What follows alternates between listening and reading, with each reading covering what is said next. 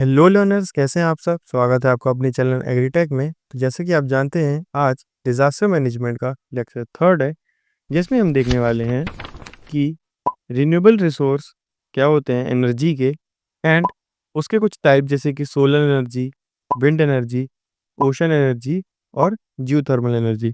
आज इनके बारे में इन डेप्थ पढ़ने वाले हैं। तो आज का टॉपिक बहुत इंटरेस्टिंग है। वीडियो को लाइक करें, चैनल को सब्सक्राइब करें। चलिए बढ़ते हैं आगे, देखते हैं। तो रिन्यूएबल एनर्जी रिसोर्स क्या होते हैं? तो ये ऐसे नेचुरल रिसोर्स होते हैं जो कि अपने आप और लगातार जनरेट होते जाते हैं। मतलब कि इनको कोई जनरेट नहीं करता है और ना ही इनको कोई रोकता है।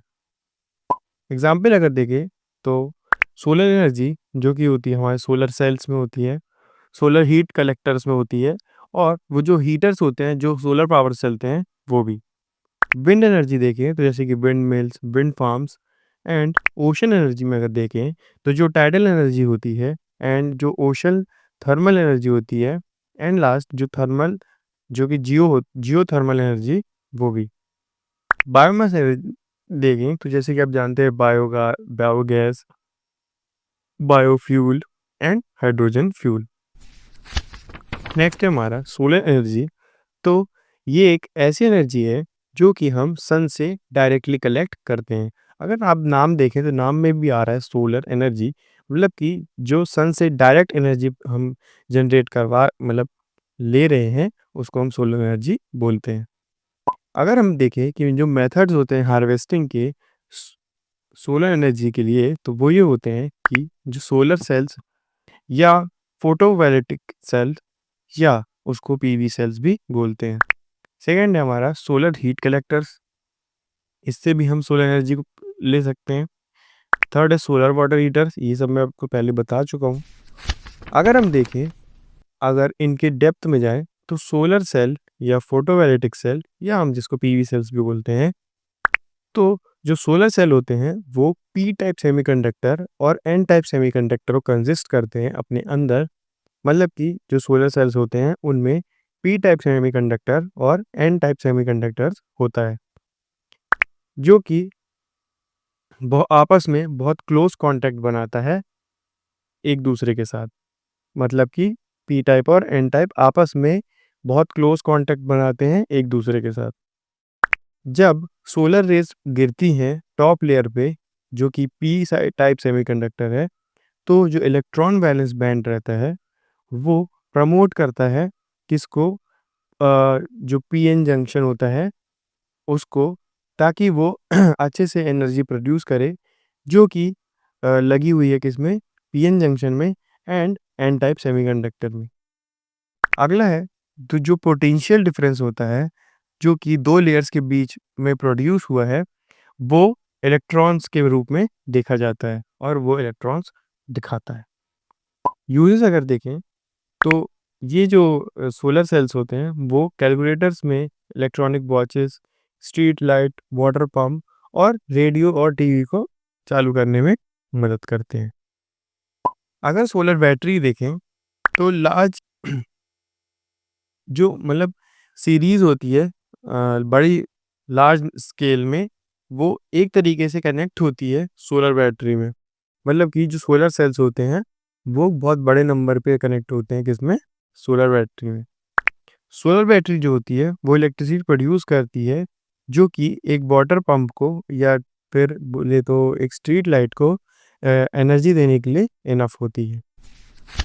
अगर हम देखें कि सोलर हीट कलेक्टर्स, तो सोलर हीट कलेक्टर ऐसे नेचुरल मेटल से बना है, या ऐसे नेचुरल मेटल्स कंसिस्ट करता है अपने अंदर, जैसे कि stone, brick, material, like material भी जैसे कि हो सकते हैं ग्लास।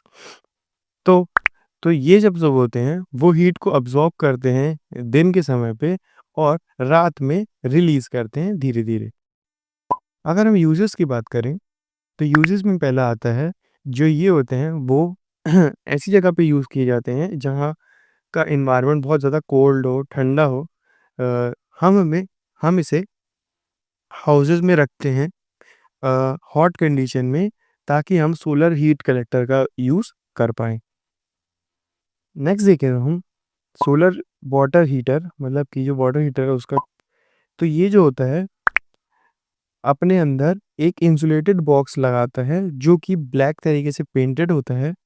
नेक्स्टली हम जो और उसके अंदर एक ग्लास की लिड प्रोवाइड होती है जिससे उसमें जो जिसके अंदर जो सोलर हीट है वो रिसीव होती है।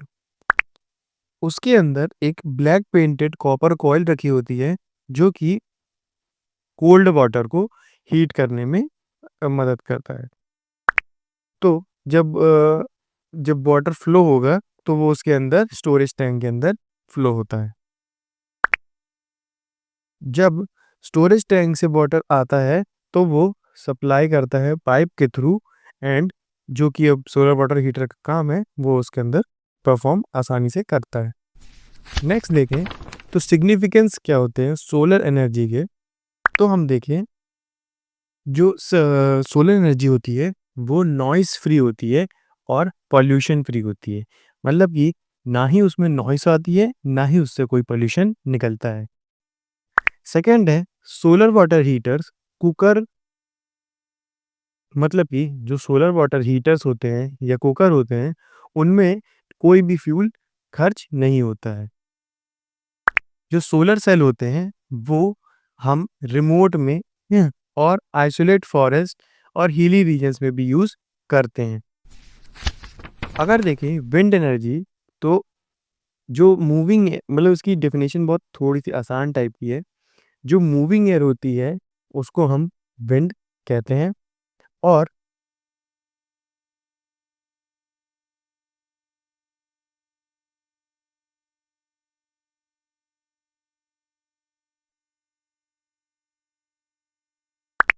हाँ, तो अगर जो मूविंग एयर होती है उसको हम विंड बोलते हैं।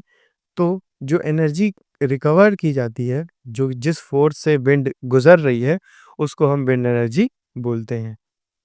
अगर हम देखें, तो जो एनर्जी पोज़ेस की जाती है विंड के द्वारा, जब हाई स्पीड में होती है जो विंड, जब हाई स्पीड में होती है, तो जो एनर्जी प्रोसेस होती है, उसको भी हम बोलते हैं विंड एनर्जी। तो जो विंड एनर्जी होती है, वो बहुत ज़्यादा हार्ड होती है, ताकि जो विंड मिल्स होती हैं, वो अच्छे से चल पाएँ। नेक्स्ट देखिए तो मेथड्स क्या होते हैं इसको विंड एनर्जी को यूज़ करने के। तो पहला है विंड मिल्स। तो विंड मिल्स क्या होती हैं उनमें एक अलग सी ब्लेड्स लगी होती हैं जो कि मिल को रोटेट करती हैं लगातार। एंड दो जो रोटेशनल मूवमेंट होता है ब्लेड्स का, वो मशीन को चलाने के काम आता है, जैसे कि water pump, flour mills, electric generators और अलग-अलग तरीके की मशीन्स। अब विंड फार्म्स में काम आता है, तो विंड फार्म से काम देखें तो यहाँ पे large number of wind mills देखी जाती है, क्योंकि अगर फार्म होते हैं वो अक्सर बड़े होते हैं, तो वहाँ पे बहुत ज़्यादा विंड मिल्स की ज़रूरत पड़ती है। जो विंड फार्म्स होते हैं वहाँ पे जो इलेक्ट्रिसिटी का प्रोडक्शन है वो बहुत ज़्यादा लार्ज अमाउंट पे होता है। अगर देखें तो जो कंडीशन चाहिए विंड एनर्जी को, मतलब जैसे अब विंड एनर्जी हमको चाहिए, तो हमें उनकी एक कुछ कंडीशंस होती हैं कि इन पैरामीटर्स पे ही विंड एनर्जी हमें मिलेगी या सफिशिएंट मिलेगी। तो जो मिनिमम स्पीड होनी चाहिए जो विंड एनर्जी को जनरेट करने की, वो कम से कम 15 किलोमीटर पर आवर की होनी ही चाहिए। तो जो एडवांटेज होता है विंड एनर्जी का, वो अगर देखें तो सेम जो विंड एनर्जी होती है वो कोई भी एयर पॉल्यूशन नहीं रिलीज करती, और वो बहुत ज़्यादा चीप भी होती है, मतलब कि सस्ती होती है। अगर हम देखें ओशन एनर्जी, तो इट कैन बी जनरेटेड, मतलब कि वो अलग-अलग तरीके से जनरेट किए जाते हैं, जैसे कि टाइडल एनर्जी जिसको हम टाइडल पावर भी बोलते हैं। तो जो ओशन टाइड होती है वो ग्रेविटेशनल फोर्सेस के द्वारा प्रोड्यूस करते हैं, जैसे कि सन और मून, जो कि हमें कंटीन्यूअस, मतलब कि जो कंटेन करते हैं एक अलग अमाउंट ऑफ एनर्जी को। तो जो हाई टाइड रहता है या लो टाइड रहता है वो रेफर करता है राइज या फॉल की वाटर के, मतलब कि जब ओशन में जो वाटर का, जब वाटर ऊपर जाता है या जब वाटर नीचे जाता है, जब ऊपर जाएगा तो उसको हम बोलेंगे हाई टाइड, एंड जब वाटर नीचे आएगा मतलब कि जब फॉल होगा तो उसको हम बोलेंगे लो टाइड। जो टाइडल एनर्जी होती है वो भी कांस्टेंट रहती है, ताकि जो टाइडल बैरेज रहते हैं उनमें जो एनर्जी है, एनर्जी कंजप्शन है, वो अच्छे से हो पाए। हाई टाइड में जो हाई टाइड रहती है, तो जो सी का वाटर रहता है वो रिजर्वायर से होके फ्लो होता है, ताकि जो बैरेज होता है वो रोटेट कर पाए अपनी टरबाइन को, जो कि एनर्जी के प्रोडक्शन में बहुत ज़्यादा हेल्प करता है अपनी जो जनरेटर है उसको रोटेट करके। सिग्निफिकेंस देखें तो ये बहुत ज़्यादा बड़ा एरिया कवर करने की मांग नहीं रखता है। मतलब कि टाइडल एनर्जी अगर हमको चाहिए तो हमें ऐसा नहीं है कि बहुत ज़्यादा लार्ज एरिया चाहिए, स्मॉल स्केल में भी हो सकता है। ये पॉल्यूशन फ्री एनर्जी रिसोर्स है, मतलब कि ओशन एनर्जी से कोई भी पॉल्यूशन नहीं होता है।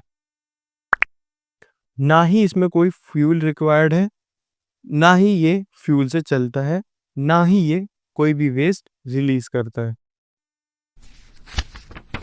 ओशन थर्मल एनर्जी, जिसको ओटीई बोलते हैं, देखें तो इसकी कंडीशंस ये होती हैं कि जो टेम्परेचर होता है जो सी सरफेस लेवल का, वो डीपर होता है ओशन लेवल से, जो कि इलेक्ट्रिसिटी को जनरेट करने में मदद करता है। जो एनर्जी अवेलेबल होती है टेम्परेचर के डिफरेंस के कारण, वो वाटर को ओशन थर्मल एनर्जी बोलते हैं। जो टेम्परेचर चाहिए वो 20 डिग्री सेल्सियस या उसके आसपास या उसके बीच में चाहिए, जिसके सरफेस वाटर और डीपर वाटर के बीच होना चाहिए। जो प्रोसेस होती है थर्मल एनर्जी को कंजम्पशन की, वो होती है जब वाटर वार्म होता है, सरफेस वाटर जब वार्म होता है तो ओशन बॉईल करता है लो बॉइलिंग पॉइंट पे, जैसे कि ammonia. The high water pressure thus produce turn the turbine of the generator and generate electricity। मतलब कि जब हाई वेपर प्रेशर चाहिए तो जो टरबाइन होता है जनरेटर का, वो इलेक्ट्रिसिटी जनरेट करता है। सिग्निफिकेंस की बात करें तो ओटीई हमेशा हमेशा रिन्यूएबल रहता है, हमेशा चलने वाला होता है, जिसमें पॉल्यूशन नहीं होता और H2 रिलीज करता है। नेक्स्ट हम बात करें तो आता है जियोथर्मल एनर्जी। तो ये बहुत इंपॉर्टेंट है। तो जियोथर्मल एनर्जी जो होती है वो एक हासन प्रोड्यूस करती है, जो कि हाई टेम्परेचर और प्रेशर पे प्रेजेंट होता है, इस पे अर्थ पे, जिसको हम जियोथर्मल एनर्जी बोलते हैं। मतलब कि ऐसी एनर्जी जो कि हाई टेम्परेचर और हाई प्रेशर अपने अर्थ सरफेस पे प्रेजेंट होती है, उसको हम जियोथर्मल एनर्जी बोलते हैं।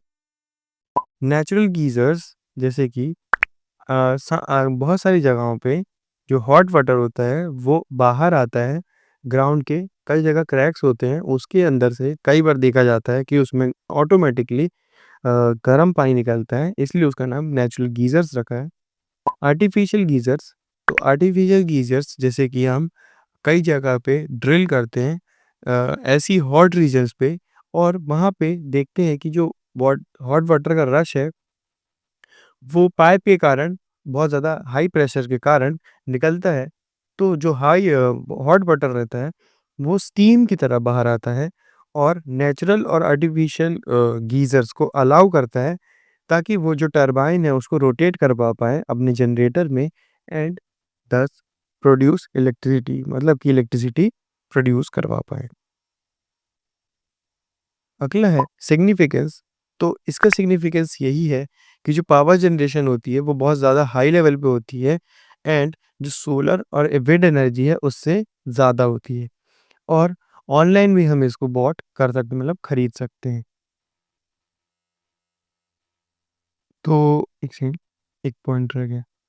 और हाँ, ये जियोथर्मल जो एनर्जी है वो हॉट वाटर बाथ, रिजॉर्ट्स और एक्वाकल्चर ग्रीन हाउसेस में भी काम आती है। सो आज के लिए बस इतना ही। Thanks for watching learners. I hope आपको जियोथर्मल एनर्जी और आज का टॉपिक जो रिन्यूएबल रिसोर्सेज पे था वो समझ में आया होगा। तो अगर आपको समझ में आया तो वीडियो को लाइक करें, चैनल सब्सक्राइब करें, एंड आपको कौन सा पार्ट अच्छा लगा वो कमेंट करके बताएं। एंड आपको इस सीरीज़ की अगर और वीडियोस चाहिए तो वो मैंने डिस्क्रिप्शन बॉक्स में अवेलेबल करा दी है उसकी लिंक, आप वहाँ से चेकआउट कर सकते हैं। एंड मैं मिलता हूँ आपसे नेक्स्ट वीडियो में, तब तक के लिए गुड लक।